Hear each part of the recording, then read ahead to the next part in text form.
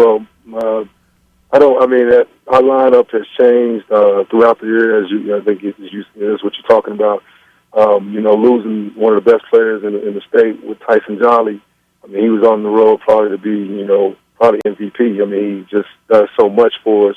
But emotionally and spiritually, he leads us now, just off the bench and just with vocal, and he's like a coach out there on the sideline. Another one is Marquise Johnson, who we get lost. Like, really, that thing is West. They have so many shooters. Marquise Johnson's another 5'6", 5'7" sophomore, but he shoots the ball fantastic. He gets them the first time he gets something against Union.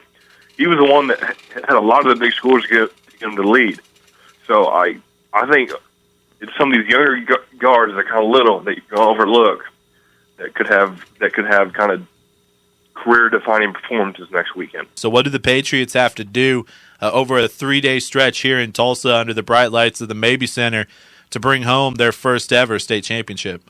Well, we'll continue what we've been doing. I mean, as far as taking one game at a time, we don't think it's an intensity. We talked about the playoff atmosphere. We talked about, well, if you look at the NBA and the college, the best players show up when it's time to show up in the playoffs. The reason why LeBron James is the best player in the country is because he wins rings and Kevin Durant hasn't won one. So that's just an analogy we use.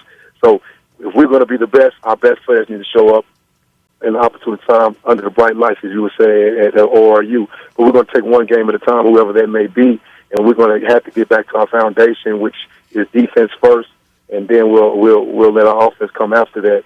And we're just, like I said, I'm enjoying the ride, and our team is whoever we suit up next week, because we got 2 guys out, but they're stepping up as we go along the season. And it's just like it's been fun. It's been a fun ride, and we don't look at the past and the history of PC West as far as what did they do, or it'd be an honor to win the first championship. That definitely motivates us, but at the same time, we have different motivations that we're working on. I'm going to go with Omega Harris. He wasn't in that first game with Union, and if they end up going against Union, I think Omega, throughout this tournament, I think he can prove that he was kind of an overlooked player at times by some, and he's definitely one of the top players in the state. I think he's a game changer. My championship game, I have Midwest City barely eking past Ike, and then PC West. I think PC West is going to get Mustang, and I think they have no problem with it. I think PC West could easily win their 2 games, get into the finals by 20 points, both of them.